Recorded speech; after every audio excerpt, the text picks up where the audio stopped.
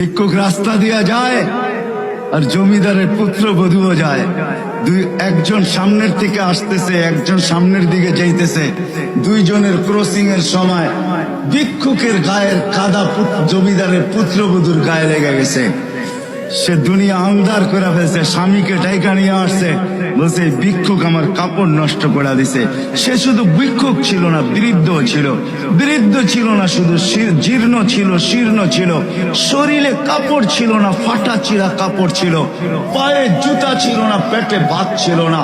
জমিদারের পুত্র সইতে পারে নাই, যৌবনী শক্তি সয় কি করা, তার স্ত্রীর গায়ে ভিক্ষুকের কাদা, বস সমগ্র শক্তিকে হাতে একত্র করা বৃদ্ধের গালে বসায়।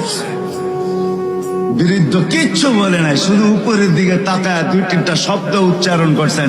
শব্দগুলা হলো ইয়া মাল্লাহ তারা হলো ওয়ুন, ও আল্লাহ চোখে দেখা যায় না, ও তারা কুল্লা শাই, তুই সব দেখিস, ফারা তারা মা বি, তুই কি দেখিস না আমার সাথে কি ঘটতেছে, এটা কি দেখিস না?